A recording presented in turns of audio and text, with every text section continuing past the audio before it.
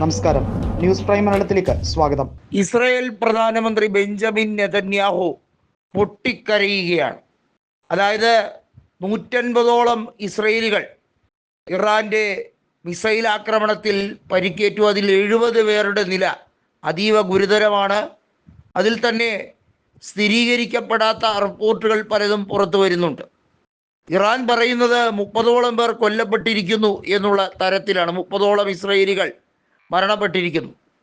ഉരുക്ക് dome, iron dome പരിപൂർണമായി ഇല്ലാതായി കഴിഞ്ഞിരിക്കുകയാണ്. ഇസ്രയേലിൻ്റെ സുരക്ഷ എല്ലാം ഭേദിച്ചുകൊണ്ടുള്ള ശക്തമായിട്ടുള്ള പ്രകടനമാണ് ഇറാൻ നടത്തുന്നത്. ഇറാൻ്റെ മിസൈലുകൾ ദീർഘദൂരം സഞ്ചരിക്കുന്നു. 4000-ലേറെ കിലോമീറ്ററുകൾ പിന്നിടാൻ കഴിയുന്ന അത്രയേറെ റേഞ്ചുള്ള മിസൈലുകൾ ഇറാൻ്റെ പക്കലുണ്ട് എന്ന് ഇസ്രയേൽ സ്വപ്നത്തിൽ പോലും വിചാരിച്ചില്ല. ആണവ സമ്പുഷ്ടീകരണം ഉൾപ്പെടെ ഇറാനെ തലങ്ങും വിലങ്ങും ശ്വാസം മുട്ടിച്ചു കൊണ്ടിരിക്കുന്ന ഇസ്രയേലും അമേരിക്കയും കാണേണ്ടത് എന്താണെന്ന് വെച്ചാൽ ഇറാൻ്റെ ആയുധപ്പുര തുറന്നാൽ പിന്നെ ഉണ്ടാകുന്ന അപകടങ്ങൾ എത്രത്തോളം ഭയാനകമാണെന്ന് കണക്കുകൂട്ടുകയാണ്.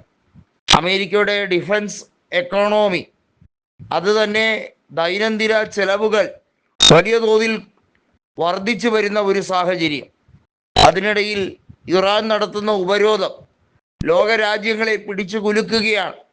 ഹോർമൂസ് കടലിടുക്ക് അവർ തുറക്കില്ല എന്ന് ശക്തമായി തന്നെ പറഞ്ഞു. അത് ഇനി ഏറെ നാളുകൾ അടഞ്ഞു തന്നെ കിടക്കും എന്നുള്ളത് തന്നെയാണ്, അനിശ്ചിതകാലത്തേക്ക്.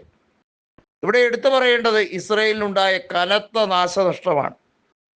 ഇറാന്റെ പരമോന്നതകാരിയെ കൊലപ്പെടുത്തിയും ഇറാന്റെ സുരക്ഷാ ഉദ്യോഗസ്ഥരെ ഉപദ്രവിച്ച് അവരെ കശാപ്പ് ചെയ്തും ഒക്കെ അത്യാധുനിക സംവിധാനങ്ങൾ ഉപയോഗിച്ച് ഇസ്രയേൽ യുദ്ധം ജയിച്ചു കളയാം, അമേരിക്കയുടെ വിരട്ടൽ കൂടിയാകുമ്പോൾ ഇറാൻ പത്തി മടക്കുമെന്ന് വിചാരിച്ചവർക്ക് കണക്കൂട്ടലുകളെല്ലാം തെറ്റിയിരിക്കുകയാണ്.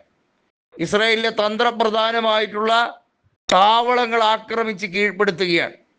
ഹൈഫ നഗരം ഉൾപ്പെടെ വെന്ത് വെണ്ണീറാകുന്ന കാഴ്ചയാണ് നമ്മൾ കാണുന്നത്. ഇസ്രായേലിലെ ആണവ പരീക്ഷണശാലകൾ കൃത്യമായി സ്പോട്ട് ചെയ്ത് തന്നെയാണ് ഇറാൻ ടാർഗറ്റ് ചെയ്തിരിക്കുന്നത്. ഇനി ഇസ്രായേലിനെ പരിപൂർണമായി ഇല്ലാതാക്കിയിട്ടേ ഇറാൻ വിശ്രമിക്കുകയുള്ളൂ എന്ന് അസന്നിഗ്ധമായി വ്യക്തമാക്കി കഴിഞ്ഞിരിക്കുകയാണ്. ഈ യുദ്ധം എവിടെയും ചെന്ന് നിൽക്കാൻ പോകുന്നില്ല എന്നുള്ള ശക്തമായൊരു താക്കീത് തന്നെയാണ് ഇറാൻ ഈ നിമിഷം കൊടുത്തുകൊണ്ടിരിക്കുന്നത്. US-നെ സംബന്ധിച്ചിടത്തോളം എങ്ങനെയും ഈ യുദ്ധം അവസാനിപ്പിക്കണം. കാരണം സമാനതകളില്ലാത്ത നാശനഷ്ടങ്ങൾ ഇസ്രായേലിന് സംഭവിച്ചു കഴിഞ്ഞിരിക്കുന്നു.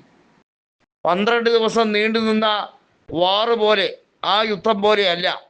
അന്ന് ഖത്തറിലെ അമേരിക്കൻ എയർബേസ് ബോംബിട്ട് തകർത്തുകൊണ്ടാണ് ഇറാൻ താൽക്കാലികമായി ഒന്ന് കെട്ടടങ്ങിയതെങ്കിൽ ഇത്തവണ ഇറാനെ മെരുക്കാൻ കഴിയില്ല.